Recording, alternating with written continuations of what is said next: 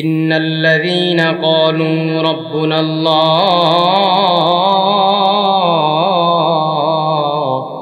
সুম্মা ইসতাকামু তাতানাজ্জালু আলাইহিমুল মালায়েকা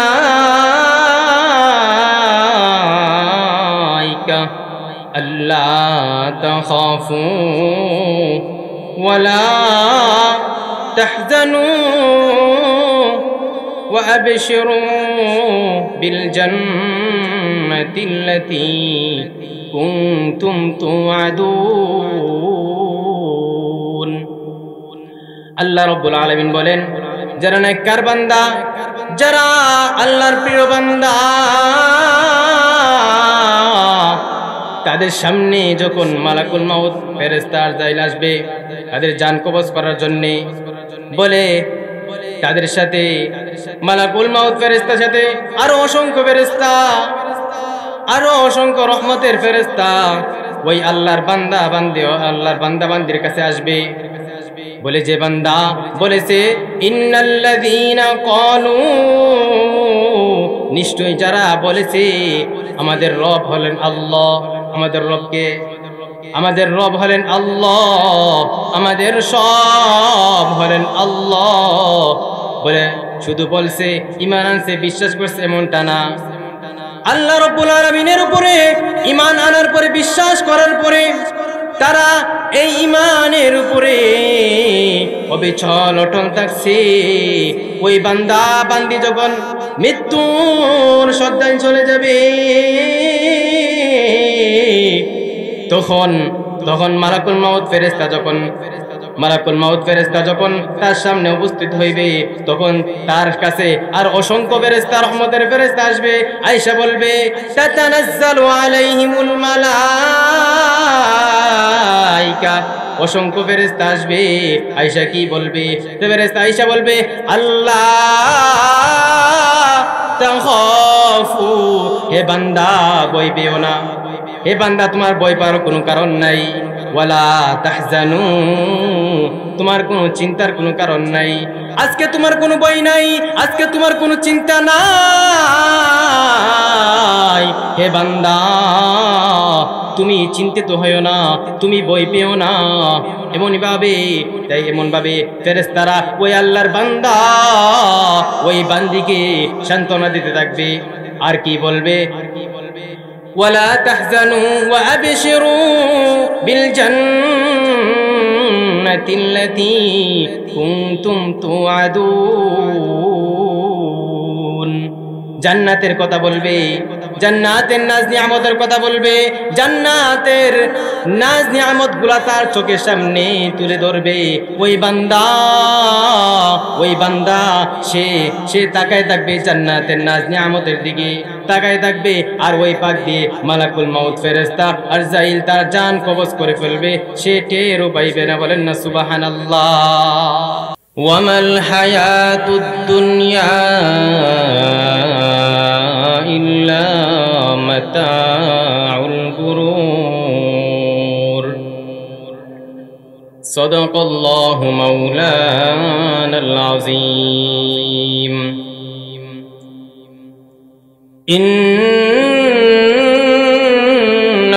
ইন্নাল্লাহা ওয়া মালাইকাতাহু ইউসাল্লুনা আলান নবী ইয়া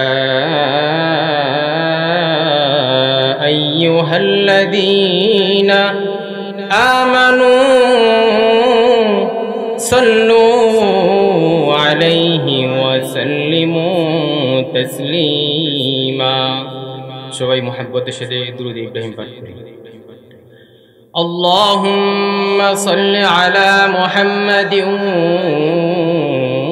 ওয়া আলা আলি মুহাম্মাদ কামা সাল্লাইতা আলা ইব্রাহিম ওয়া আলা আলি ইব্রাহিম ইন্নাকা হামিদুম মাজিদ। اللهم بارك على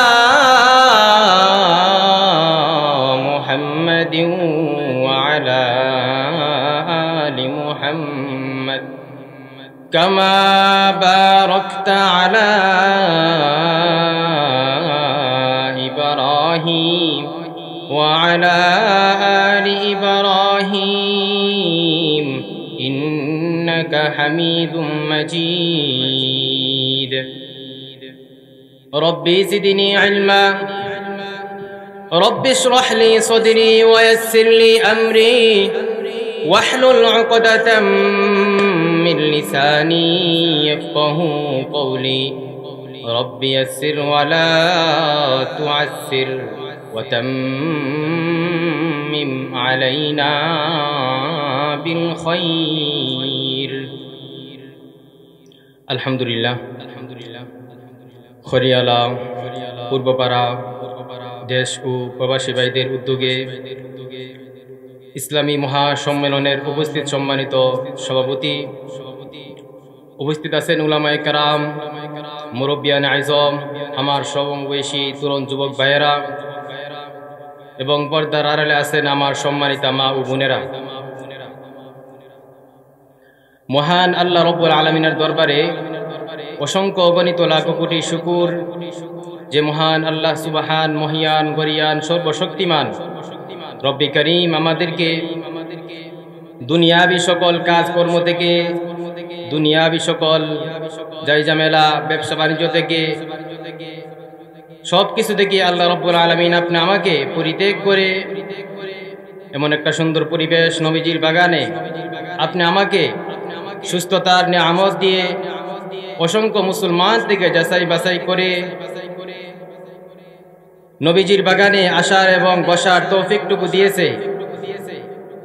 এই জন্য আমরা সবাই ঈমানে আওয়াজে আল্লাহর শুকরিয়া আদায় করি, সবাই পড়ি আলহামদুলিল্লাহ।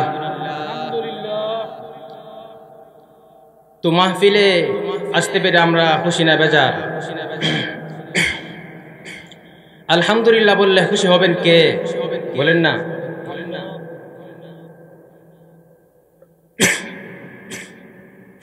আলহামদুলিল্লাহ বললে খুশি হবেন কে? আল্লাহ। ওই আল্লাহ রব্বুল আলামিন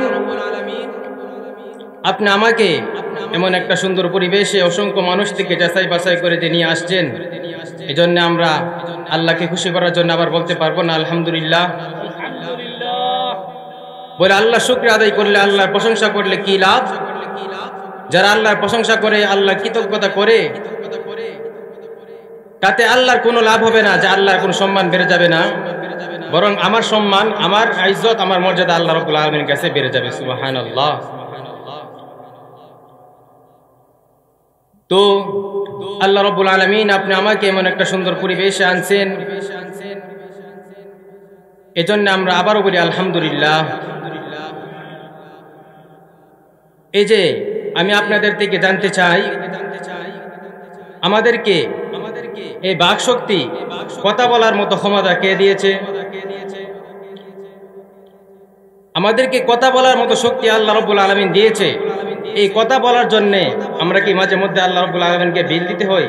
কি বলেন? বিল দিতে হয়। তো দেখেন, এই যে মোবাইল দিয়ে যদি আমরা কথা বলি, তাহলে আগে বিল দিতে হয়, টাকা ভরতে হয়, এরপরে কথা বলতে হয়, ঠিক কিনা? তো দেখেন, মোবাইল কোম্পানির সিস্টেম হচ্ছে আগে টাকা তারপরে কথা। তো এই মোবাইল কোম্পানির সিস্টেম অনুযায়ী আমার আল্লাহ রাব্বুল আলামিন যদি এরকম সিস্টেম করতো যে বান্দা আমার কাছে চাইতে হলে, আমার সাথে কথা বলতে হলে আগে টাকা পাঠাও তারপরে কথা বলো, তাহলে দেখেন লক্ষ্য করে আমরা যে কামাই করি, আমরা যে ইনকাম করি, মাস শেষে এই কথা বলার বিল দিলে আমাদের টাকা শেষ, ঠিক কিনা? তাহলে এই কথা বলার মতো শক্তি আমাদেরকে কে দিয়েছে? এই কথা বলার মতো শক্তি আমার আল্লাহ রাব্বুল আলামিন দিয়েছে। এই দুইটা চোখ কে দিয়েছে বলেন না? এই চোখের কি দাম নাই? আপনি আমার কাছে দাম নাও থাকতে পারে, কারণ আমাদের চোখ আছে বালা, কিন্তু যে মানুষটা অন্ধ, চোখে দেখতে পারে না, তার কাছে সে বুঝে যে চোখের কত দাম। এমনি ভাবে আপনি আমি যে কথা বলার মতো শক্তি আল্লাহ রাব্বুল আলামিন আপনি আমাকে দিয়েছে, এই মর্যাদা আমরা বুঝতেছি না। কিন্তু যে বান্দা দুনিয়ার মধ্যে যে মানুষটা বোবা কথা বলতে পারে না, ওই মানুষটার কাছে যে কথা বলার মর্যাদা কত দাম সে বুঝে, ঠিক কিনা? এজন্যে আল্লাহ রাব্বুল আলামিন আপনি আমাকে কথা বলার মতো শক্তি দিয়েছে, স্বাধীনতা দিয়েছে, আপনি আমাকে অসংখ্য অগণিত নিয়ামত রাজি দিয়েছে, আমাদেরকে চক্ষু দিয়েছে আল্লাহ। আল্লাহ কোরআনুল কারীমে বলতেছেন, আলাম নাজআল লাহু আইনাইন ওয়া লিসানান ওয়া শাফাতাইন। আল্লাহ রাব্বুল আলামিন পৃথিবীর মানুষদেরকে লক্ষ্য করে বলেন যে হে দুনিয়ার মানুষেরা, হে আমার বান্দা বান্দিরা, আমি আল্লাহ তাআলা কি তোমাদেরকে চক্ষু দান করি নাই? করছে কিনা? আল্লাহ বলতেছেন, হে বান্দা, আমি আল্লাহ তোমাদের কি জিহ্বা দুই টুট দান করি নাই? করছে না? তো এই জিহ্বা আল্লাহর দেওয়া জিহ্বা দুই টুট দিয়ে আমরা যখন আব্বা বলে ডাক দেই, আব্বা খুশি, ঠিক কিনা? আম্মা ডাক দিলে আম্মা খুশি, নানা ডাক দিলে নানা খুশি, নানিকে ডাক দিলে নানি খুশি। এমনই ভাবে যাকে ডাক দেওয়া হয় তাকেই খুশি হয়ে, সে খুশি হয়ে যায়। আমার আল্লাহ রাব্বুল আলামিন বলেন, বান্দা, আমার কোন বান্দা বান্দি যখন আমি আল্লাহকে আল্লাহ বলে ডাক দিই, আমি আল্লাহ খুশি হয়ে যাই। বলেন না সুবহানাল্লাহ। তাহলে আল্লাহ শুকরিয়া করলে, আল্লাহর প্রশংসা করলে আল্লাহ এত খুশি। এজন্য আল্লাহ রাব্বুল আলামিন পৃথিবীর মানুষদেরকে লক্ষ্য করে বলতেছেন, হে বান্দা, আমি কি তোমাদেরকে চক্ষু দান করি নাই? আমি কি তোমাদেরকে জিহ্বার দুই টুট দান করি নাই? আমার তেলাওয়াতকৃত আয়াতে আল্লাহ বলতেছেন, আলাম নাজআল লাহু আইনাইন ওয়া লিসানান ওয়া শাফাতাইন। আল্লাহ রাব্বুল আলামিন পৃথিবীর মানুষদেরকে লক্ষ্য করে বলেন, হে পৃথিবীর মানুষেরা, আমি আল্লাহ তোমাদেরকে কি চক্ষু দান করি নাই? আমি আল্লাহ তাআলা তোমাদেরকে কি জিহ্বা দুই টুট দান করি নাই? বলে এই জিহ্বা এই টুট দিয়ে যখন আমি আমার আব্বাকে ডাক দিই, আব্বা খুশি, নানিকে ডাক দিলে নানি খুশি। এমনই ভাবে আমরা যাকে ডাক দিই সে খুশি হয়ে যায়। আমার আল্লাহ রাব্বুল আলামিন তিনিও বলতেছেন, বান্দা, তোমরাও যদি আমি আল্লাহকে আল্লাহ বলে ডাক দাও, আমি আল্লাহও খুশি হয়ে যাই। সন্তান যখন মা বাবার সামনে কান্নাকাটি করা শুরু করে দেই, মা বাবার বরদাস্ত হয় না। মা বাবা ওই বাবা সন্তানকে সান্ত্বনা দেয় আর বলে, হে সন্তান, কান্দিও না, কান্দিস না, আমি তোমার আব্বা লাগি, আমি তোমার আব্বা লাগি। এমনই ভাবে আমার আল্লাহ রাব্বুল আলামিন বলেন, হে দুনিয়ার মানুষেরা, আল্লাহ রাব্বুল আলামিন বলেন, আমি আল্লাহ রাব্বুল আলামিন বলেন, বান্দা, দুনিয়ার কোনো মানুষ যখন গুনাহ করে ফেলে, অন্যায় করে ফেলে, এই ভুলটা বুঝে যখন সে আমার কাছে তওবা করে, আমি আল্লাহ রাব্বুল আলামিনের কাছে কান্না করা শুরু করে দেই, তখন আমার আল্লাহ বলেন, আমি আল্লাহ তখন আমার কুদরতি হাত দিয়ে ওই বান্দিদের চোখের পানি মুছে দেই আর বলি, বান্দা, কান্দিস না, আমি আল্লাহ তোদের গুনাহগুলো ক্ষমা করে দিয়েছি। সুবহানাল্লাহ। তাহলে ওই আল্লাহ রাব্বুল আলামিনের প্রশংসা করা, কৃতজ্ঞতা আদায় করার প্রয়োজন আছে না? বলেন। যদি প্রশংসা করি, মালিকের শুকরিয়া করি, তাহলে আমাদের মর্যাদা আল্লাহ রাব্বুল আলামিনের কাছে বাড়বে, আল্লাহর মর্যাদা বাড়বে না? সুবহানাল্লাহ। আল্লাহ হলেন পবিত্র। আমি যদি পবিত্র বলি আর যদি নাও বলি, আল্লাহ অপবিত্র হয়ে যাইবে না। কিন্তু পবিত্র বললে আল্লাহর কাছে আমার সম্মান, আমার মর্যাদা বাড়বে, আল্লাহর সম্মান বেড়ে যাবে না। এই জন্যে ওই মালিকের প্রশংসা করা, ওই মালিকের কৃতজ্ঞতা আদায় করার প্রয়োজন আছে না নাই? বলেন না।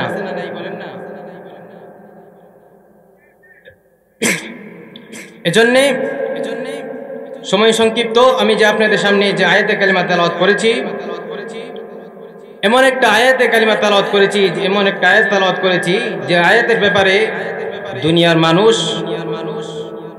সে হোক সে মুসলমান, হোক সে অমুসলিম, হোক সে যে জাতির হোক, সে যে ধর্মের যে কর্মেরই হোক না কেন, ওই মানুষ এই আয়াতের ব্যাপারে সবাই একমত, কেউ দ্বিমত করে না। ওই আয়াতটা কি? আল্লাহ বলেন কুল্লু নাফসিন যায়িকাতুল মাউত।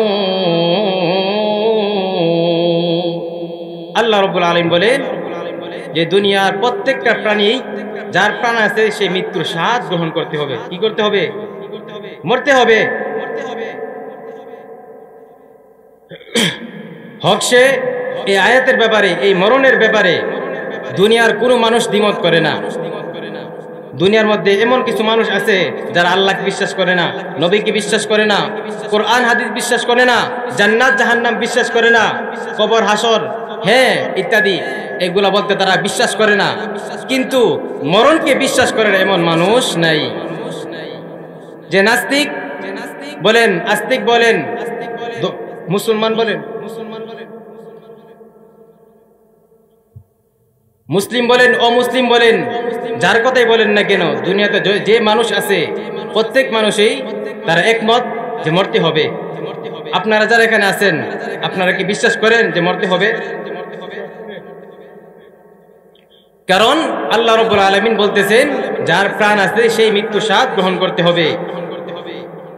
তো কথা হচ্ছে দুনিয়ার প্রত্যেকটা বস্তু, প্রত্যেকটা প্রাণী, যার প্রাণ আছে সেই মৃত্যুর স্বাদ গ্রহণ করতে হবে। মৃত্যু থেকে কেউ পলায়ন করেও বাঁচতে পারবে না, কেউ ক্ষমতা দিয়েও বাঁচতে পারবে না। যদি ক্ষমতা দিয়ে বাঁচতে পারতো তাহলে ফেরাউন, কারুন, হামান কেউ দুনিয়া থেকে বিদায় হইতো না। এমনকি আল্লাহর পয়গম্বর হযরত সুলাইমান আলাইহিস সালাম তিনিও দুনিয়াতে যাইতো না, ক্ষমতা কম ছিল না। তাহলে ক্ষমতা দিয়েও দুনিয়াতে টিকে থাকতে পারবে না। আবার যদি কেউ টাকা পয়সার মালিক হয়, তাতেও দুনিয়াতে সে টিকে থাকতে পারবে না। আবার কেউ লুকায়া বলে যদি আমার মরণ, যদি আমি চিন্তা করি যে বাংলাদেশ থেকে চলে গেলে আমি যদি অন্য দেশে চলে যাই, মনে হয় আমাকে মালাকুল মাউত বিচারা খুঁজে পাবে না, তাহলে সে বুকা স্বর্গে বাস করে।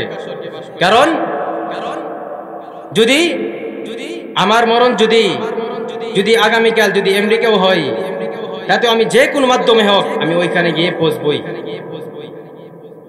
তো যাই হোক, যে কথা বলতে আসছিলাম, দুনিয়ার প্রত্যেকটা মানুষ বিশ্বাস করে, এটা নিয়ে কেউ মতামত, কেউ ইখতিলাফ করে না, সবাই একমত যে সবাই মরতে হবে।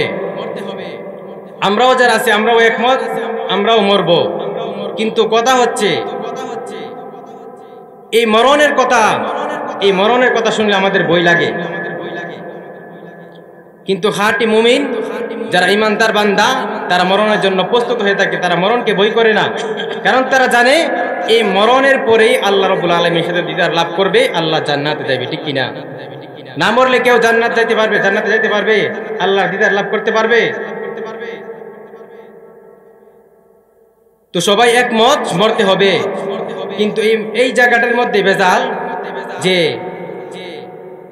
আমরা তো এই যে বর্তমানে আমরা বিশ্বজগতে দুনিয়ার মধ্যে আছি, এর আগেও তো আমাদের 3 বার ইন্তেকাল হয়েছে। কয়বার ইন্তেকাল হয়েছে? 3 বার ইন্তেকাল হয়েছে। ইন্তেকাল মানে কি? স্থান পরিবর্তন করা, জায়গা পরিবর্তন করা। তো দেখেন, আমি ঢাকা থেকে সিলেট গেছি, কেউ বলে না ইন্তেকাল করছে, বলে কেউ বলে না, কিন্তু কেউ মারা যাইলে বলে ইন্তেকাল করছে। ঠিক না? কারণ মারা যাইলে ইন্তেকাল করছে এই জন্য বলে, কারণ ঢাকা থেকে সিলেট গেছি, আমি ইচ্ছা করলে আবার আগামীকাল কয়েকদিন পরে আসতেও পারবো, কিন্তু আমি 3.5 হাত মাটির নিচে চলে গেলে আর আসার কোনো ক্ষমতা আছে? এজন্যে সবাই বলে ইন্তেকাল করছে। তো যাই হোক, এই মরার আগে আমাদের আরো 3 বার ইন্তেকাল হয়েছে। প্রথমে আমরা ছিলাম আমাদের পিতা আদম আলাইহিস সালামের সাথে জান্নাতে, এরপরে রূহের জগতে আমাদের মায়ের পেটে ছিলাম, তাহলে ওই জায়গা থেকে আমাদের মায়ের পেটে আসলাম, ওই জায়গা থেকে আমরা বিশ্বজগৎ দুনিয়াতে আসলাম। তাহলে এখন আমাদের আর এখন 3 বার আমাদের কি হয়েছে? ইন্তেকাল হয়েছে। সামনে আমাদের আরো 3 বার ইন্তেকাল হইবে। এখন আমরা দুনিয়া থেকে আমরা যাব কবরের জগতে। কোথায়? কবরের জগতে, ওইখান থেকে আমরা যাব হাসরে, আর ওইখান থেকে আমাদের আসল ঠিকানা আমাদের বাবার বাড়ি জান্নাতে। তো কথা হচ্ছে, এর আগে আমাদের 3 বার ইন্তেকাল হয়েছে, আমাদের কোনো বই নাই, বই লাগছে না, কথা শুনলেও বই লাগে না। সামনে আমাদের 3 বার ইন্তেকাল হইবে, ওইখানেও বই লাগে না। এখন যে বর্তমানে যে আমরা দুনিয়ার থেকে আমরা কবরে যাইব, এই মরণের কথা শুনলে বই লাগে। কারণটা কি? কারণ দেখবে একটা কথা আছে যে চোরের মন পুলিশ পুলিশ, কি যে চুরি করে অন্যায় করে সে পুলিশ দেখলেই বইবা, যে মনে হয় আমাকে ধরতে আইতেছে, ঠিক কিনা? আর যে ভালো, যে সৎ, সে পুলিশ কেন আর অন্য কিছু ভিন্ন কিছু আসলেও সে বই পাই না, সে সৎ আছে। আর যে চোর, এর যে অন্যায়কারী, সে পুলিশ দেখলেই বই লাগে, মনে হয় আমাকে ধরতে আইতেছে। এজন্য এখন আমাদের মরতে গেলেই বই লাগে, মরণের কথা শুনলেই বই লাগে। কারণ যখন আমরা আমাদের বাবা আদম আলাইহিস সালামের সাথে ছিলাম, যখন আমরা রুহের জগতে ছিলাম, তখন আমার ইচ্ছা আর আল্লাহর ইচ্ছা এক ছিল। কিন্তু এই দুনিয়া নামক বস্তু, এই বিশ্বজগতে আসার পরে আমার আল্লাহ রাব্বুল আলামিন আপনি আমাকে একটা স্বাধীনতা দিয়েছে, দিই নাই। ইচ্ছা করলে এখানে মাহফিলে আসতে পারবে, আবার মাহফিলে না এসে বাড়িতে বসে থাকবে, এমন একটা স্বাধীনতা আছে না? তো এই স্বাধীনতা আমার আল্লাহ দিয়েছে দুনিয়ার মধ্যে। কিন্তু এই দুনিয়াতে আসার পরে এখন আমাদের কি চিন্তা, যে শুধু আল্লাহর চিন্তা দ্বারা, আল্লাহর কথা মতো চললে হবে না, নবীর কথা মতো চললে হবে না, আমারও তো একটা স্বাধীনতা আছে। এই মন করে জিন্দগি যে আমরা করছি দুনিয়ার মধ্যে, হ্যাঁ, এজন্য এখন আমার মরতে গেলে বই লাগে। কি লাগে? বই লাগে। কারণ দর্শনের সেঞ্চুরি করে বসে আছি, নাফরমানির সেঞ্চুরি করে বসে আছি, এজন্য মরতে গেলে বই লাগে। কারণ মরলেই তো, কবর গেলেই তো ফেরেশতা আমাদের জন্য অপেক্ষা করতেছে শাস্তি দেওয়ার জন্য, ঠিক কিনা? এজন্য আগে 3 বার ইন্তেকাল হয়েছে, বই লাগে না। এখন মরার কথা শুনলেই বই লাগে। কারণটা কি? এই যে গুনাহ করলাম, নাফরমানি করছি, অন্যায় করছি, এজন্য মরার কথা শুনলেই বই লাগে। এজন্য আল্লাহ রাব্বুল আলামিন বলেন, দুনিয়ার প্রত্যেকটা মানুষ যার প্রাণ আছে অবশ্যই সে মৃত্যুবরণ করবে।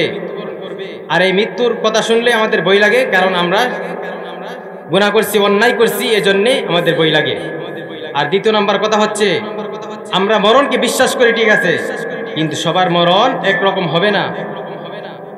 দেখেন, গ্লাসের মধ্যে এক গ্লাস শরবত আপনাকে দিলাম, একজন অসুস্থ, একজন সুস্থ, তবে শরবত কিন্তু একই, কিন্তু স্বাদ কিন্তু দুজনের কাছে ভিন্ন ভিন্ন লাগবে, ঠিক কিনা? যে অসুস্থ তার কাছে ভালো লাগবে না। ঠিক তেমনি ভাবে আমরা সবাই বিশ্বাস করি যে আমরা সবাই মরে যাব, দুনিয়া থেকে বিদায় হইব, কিন্তু সবার মরণ একরকম হবে না। বদকারদের মরণ হবে একরকম, আর নেককার বান্দিদের মরণ হবে আরেক রকম। বলে বদকারদের মরণ এমন কষ্টদায়ক, এমন যন্ত্রণাদায়ক হবে, যে বলা হয়েছে যে তাদের যন্ত্রণা এমন হবে যে একটা মানুষ, একজন বদকারের মৃত্যু এমন কষ্টদায়ক হবে যে আল্লাহ রাব্বুল আলামিন যদি তাকে মরার পরে জাহান্নামে না দেই, জাহান্নামে যদি নাও দেই, ওই যে মৃত্যুর সময় যে তার যে কষ্ট, তার যন্ত্রণা, এটাই তার আযাবের জন্য, শাস্তির জন্য যথেষ্ট হয়ে যাবে। নাউযুবিল্লাহ। চিন্তা করে দেখেন তো, তাহলে কত কঠিনদায়ক শাস্তি আল্লাহ রাব্বুল আলামিন দিবে। এজন্য আর যারা নেককার, যারা সৎ, এজন্য তারা মরার জন্যও বই লাগে না। মরার কথা শুনলে তারা মরার জন্য সর্বহালাতে প্রস্তুত হয়ে থাকে। কারণ নবীজি সাল্লাল্লাহু আলাইহি ওয়াসাল্লাম বলেছেন, যারা মৃত্যুকে বেশি বেশি করে স্মরণ করে, সাহাবায়ে কেরাম জিজ্ঞাসা করেছিল, ইয়া রাসূলুল্লাহ, দুনিয়ার মধ্যে জ্ঞানী ব্যক্তি, বুদ্ধিমান কারা? আল্লাহ রাসূল সাল্লাল্লাহু আলাইহি ওয়াসাল্লাম বলেছিলেন যে দুনিয়ার মধ্যে বুদ্ধিমান হলো তারা বেশি বেশি করে মরণকে স্মরণ করে। কি করে? মরণকে, মৃত্যুকে স্মরণ করে, তারা হলো সবথেকে বড় জ্ঞানী। বলে মরণকে স্মরণ করলে কি লাভ? আল্লাহ রাসূল সাল্লাল্লাহু আলাইহি ওয়াসাল্লাম বলেন, যারা মৃত্যুকে বেশি বেশি করে স্মরণ করবে তাদের ঈমান বৃদ্ধি পাইবে, এবং তাদের মৃত্যুর সময় ঈমান কালিমা পড়তে পড়তে তারা দুনিয়া থেকে বিদায় হইবে। সুবহানাল্লাহ। তাহলে তাহলে মৃত্যুকে স্মরণ করলে কি লাভ? বলে গুনাহ থেকে বাঁচতে পারবে। হাদিস শরীফে বলা হয়েছে যে অল্প আমল নাজাতের জন্য যথেষ্ট। যদি আমি যদি গুনাহ থেকে বাঁচতে পারি, আর যদি আমার আমল যদি বেশিও না হয়, অল্পও হয়, তারপরে আমার আল্লাহ রাব্বুল আলামিন আপনি আমাকে কোনো একটি কাজের দ্বারা আপনি আমাকে ক্ষমা করে দিবে উসিলা করে। এজন্য আল্লাহ রাসূল সাল্লাল্লাহু আলাইহি ওয়াসাল্লাম বলেন যে দুনিয়ার মধ্যে সর্বোত্তম জ্ঞানী ব্যক্তি হলো তারা যারা মরণকে বেশি বেশি করে স্মরণ করে। কি করে? মরণকে বেশি বেশি করে স্মরণ করে। এজন্য আল্লাহ রাসূল সাল্লাল্লাহু আলাইহি ওয়াসাল্লাম আমাদেরকে জানিয়ে দিয়েছেন যে হে দুনিয়ার মানুষেরা, হে আমার উম্মতেরা, তোমরা বেশি বেশি করে মরণকে স্মরণ করো যদি তোমরা গুনাহ থেকে বাঁচতে চাও।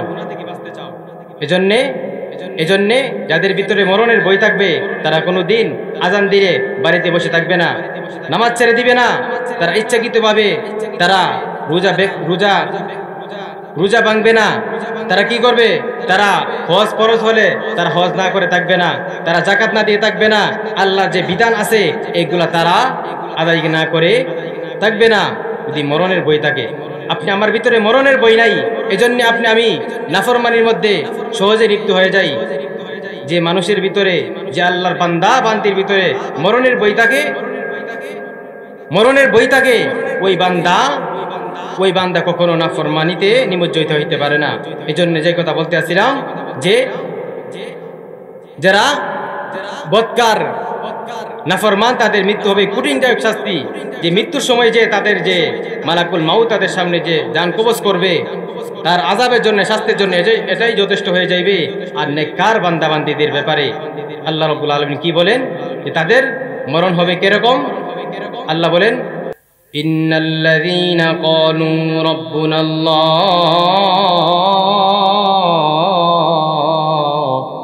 সুম্মা ইসতাকামু তাতানাজ্জালু আলাইহিমুল মালাইকা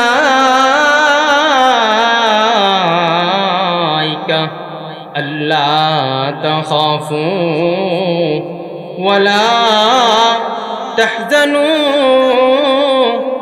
وأبشروا بالجنة التي كنتم توعدون আল্লাহ রাব্বুল আলামিন বলেন যারা নেককার বান্দা, যারা আল্লাহর প্রিয় বান্দা, তাদের সামনে যখন মালাকুল মাউত ফেরেশতা আজরাইল আসবে তাদের জান কবজ করার জন্য, বলে তাদের সাথে মালাকুল মাউত ফেরেশতার সাথে আরো অসংখ্য ফেরেশতা, আরো অসংখ্য রহমতের ফেরেশতা ওই আল্লাহর বান্দা বান্দির কাছে আসবে। বলে যে বান্দা বলেছে ইন্নাল্লাযীনা ক্বালু, নিশ্চয়ই যারা বলেছে আমাদের রব হলেন আল্লাহ, আমাদের রব হলেন আল্লাহ, আমাদের সব হলেন আল্লাহ, বলে শুধু বলছে, ঈমান আনছে, বিশ্বাস করছে এমনটা না। আল্লাহ রাব্বুল আলামিনের উপরে ঈমান আনার পরে, বিশ্বাস করার পরে তারা এই ঈমানের উপরে অবিচল অটল থাকছে। ওই বান্দা বান্দি যখন মৃত্যুর শয্যায় চলে যাবে তখন মালাকুল মাউত ফেরেশতা যখন তার সামনে উপস্থিত হইবে, তখন তার কাছে আর অসংখ্য ফেরেশতা, রহমতের ফেরেশতা আসবে। আয়েশা বলবে তাতানাজ্জালু আলাইহিমুল মালাইকা, অসংখ্য ফেরেশতা আসবে। আয়েশা কি বলবে? আয়েশা বলবে আল্লাহ তাখাফু, হে বান্দা ভয় পেও না, হে বান্দা তোমার ভয় পাওয়ার কোনো কারণ নাই। ওয়ালা তাহজানু, তোমার কোনো চিন্তার কোনো কারণ নাই। আজকে তোমার কোনো ভয় নাই, আজকে তোমার কোনো চিন্তা নাই। হে বান্দা তুমি চিন্তিত হইও না, তুমি ভয় পেও না। এমন ভাবে ফেরেশতারা ওই আল্লাহর বান্দা, ওই বান্দিকে সান্ত্বনা দিতে থাকবে। আর কি বলবে? ওয়ালা তাহজানু ওয়া আবশিরু বিল জান্নাতি জান্নাতিল্লাতী কুনতুম তুআদুন। জান্নাতের কথা বলবে, জান্নাতের নাজ নিয়ামতের কথা বলবে, জান্নাতের নাজ নিয়ামত গুলা তার চোখের সামনে তুলে ধরবে। ওই বান্দা সে তাকায় থাকবে জান্নাতের নাজ নিয়ামতের দিকে তাকায় থাকবে, আর ওই পাক দিয়ে মালাকুল মাউত ফেরেশতা আরজাইল তার জান কবজ করে ফেলবে, সে টেরও পাইবে না। বলেন না সুবহানাল্লাহ। তাহলে নেককারদের মরণ হবে এমন একটা মরণ যে তারা মৃত্যুর স্বাদ সবাই গ্রহণ করতে হবে, ঠিক আছে, কিন্তু ওই যে জান্নাতের নাজ নিয়ামত তার সামনে ধরবে, এজন্য সে ওই দিকে তাকাইয়া মনোযোগ চলে যাবে জান্নাতের দিকে। ওই দিকে মনোযোগ থাকার কারণে এই দিক দিয়ে যে তার জান কবজ করতেছে সে টেরও পাইবে না। সুবহানাল্লাহ। তাহলে নেককার বান্দাবান্দীদের মরণের সময়, কারণ নবীজি সাল্লাল্লাহু আলাইহি সাল্লাম বলেছেন, যার জীবন যাপন যেরকম হবে তার মরণ হবে তেরকম, আর যার মরণ হবে যেরকম তার কবর হবে তেরকম, আর যার কবর হবে যেরকম তার হাসর হবে তেরকম। কারণ দেখেন, কবর এমন একটা জায়গা, এমন একটা এমন একটা কবর যে দেখেন আল্লাহর নবীর সাহাবী হযরত উসমান রাদিয়াল্লাহু তাআলা আনহু, নাম শুনছেন না? বলে কিরকম একজন সাহাবী, 4 জনের মধ্যে একজন সাহাবী, যে সাহাবীকে আল্লাহ রাব্বুল আলামিন দুনিয়ার মধ্যে জান্নাতের সার্টিফিকেট দিয়েছে। সুবহানাল্লাহ। তাহলে এমন একজন সাহাবী, তিনি কবরের পাশ দিয়ে গেলে কবর দেখলেই কান্না করা শুরু করে দেয়। কানতে কানতে তার দাড়িগুলা ভিজে যায়, এমন ভাবে কান্না করা শুরু করে দেয়, হাউমাউ করে কান্না করে। তো তাকে জিজ্ঞাসা করা হলো, তাকে প্রশ্ন করা হলো, আপনি কবর দেখলে কেন এত হাউমাউ করে কান্দেন? তখন আল্লাহর নবীর সাহাবী হযরত উসমান রাদিয়াল্লাহু তাআলা আনহু তিনি বলেন, আমি আমার হাবিব মুহাম্মদুর রাসূলুল্লাহ সাল্লাল্লাহু আলাইহি ওয়াসাল্লাম থেকে আমি শুনেছি আল্লাহর নবী বলেছেন যে কবর হলো দুনিয়ার মানুষের জন্য প্রথম স্টেশন, প্রথম ঘাঁটি। কি ওই জায়গার মধ্যে যে আটকে যাবে সে সব জায়গার মধ্যে হাসরে, মিজানে ফুলসিরাতে সব জায়গার মধ্যে সে আটকা পড়ে যাইবে। আর ওই জায়গার মধ্যে ওই জায়গা থেকে যারা মুক্তি পেয়ে যাইবে তারা সব জায়গায় মুক্তি পেয়ে যাবে। সুবহানাল্লাহ।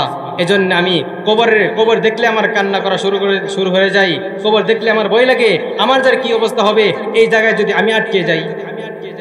চিন্তা করে দেখছেন যে জান্নাতের সার্টিফিকেট প্রাপ্ত সাহাবী, ওই সাহাবী যদি এই কথা বলে, তাহলে আপনি আমার কোন সার্টিফিকেট আছে? কেউ দিছে? যদিও আজকে এমন কিছু বাবা আছে যে আমাদেরকে জান্নাতের সার্টিফিকেট না সুদা করে হাতে তৈরা জান্নাতে নিয়ে পৌঁছে দিয়ে পড়ছে, এমন গ্যারান্টিও দিয়ে দেয়, আছে না নাই? তাহলে যে সাহাবী আল্লাহ রাব্বুল আলামিন জান্নাতের সার্টিফিকেট দিয়েছে, ওই সাহাবায়ে কেরাম পর্যন্ত কবরের ভয়ে কান্নাকাটি করে, তা আপনি আমার কিরকম কবরের ভয় থাকে? আপনারা তো জান্নাতের সার্টিফিকেট প্রাপ্ত সাহাবী, তাহলে আপনারা কেন এত কান্নাকাটি করেন?